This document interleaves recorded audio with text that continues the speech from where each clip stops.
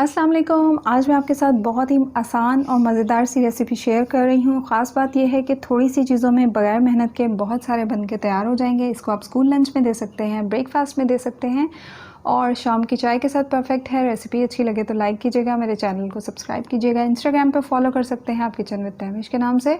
1 cup उबला हुआ नीम गर्म दूध लिया है और इसमें मैं आधा खाने का चम्मच सिरका डाल रही हूँ। मिक्स करेंगे और साइड पर रख देंगे 5 मिनट के लिए। इसके बाद मैंने यहाँ पे 1 कप मैदा लिया है। 250 ml का मेजरिंग कप है, इसके हिसाब से 1 कप मैदा लिया है। 1.5 चाय का चम्मच बेकिंग पाउडर,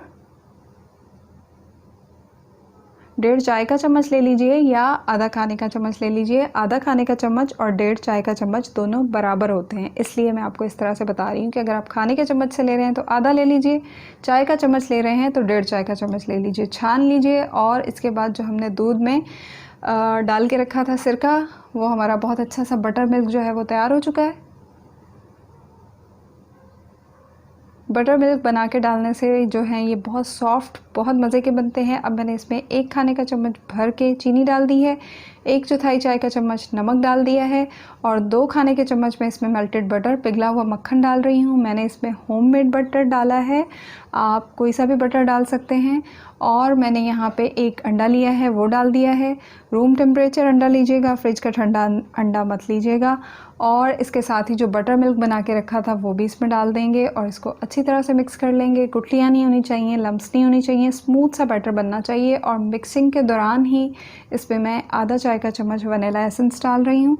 इससे फ्लेवर भी अच्छा आता है और अंडे की स्मेल भी ख़त्म हो जाती है।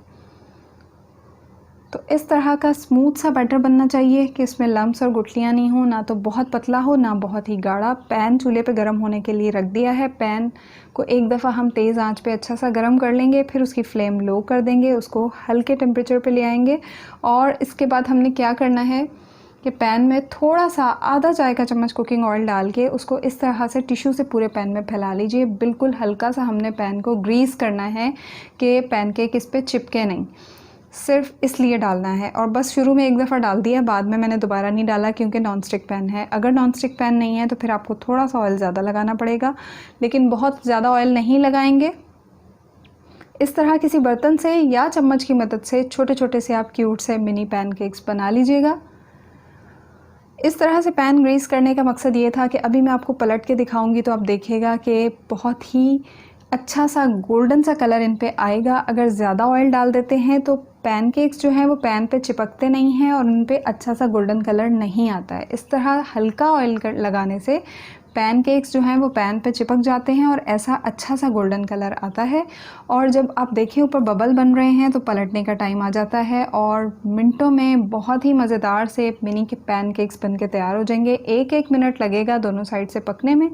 और एक साथ 2 चूल्हों पे 2 पैन रख दीजिए और जल्दी जल्दी बहुत सारे पैनकेक्स बना के तैयार कर लीजिए। और स्कूल लंच के लिए परफेक्ट रेसिपी है, शाम की चाय के साथ बहुत मज़े के लगते हैं। बहुत सारे आप देख सकते हैं, थोड़ी सी चीज़ों में इतने सारे पैनकेक्स बन के तैयार हो चुके हैं।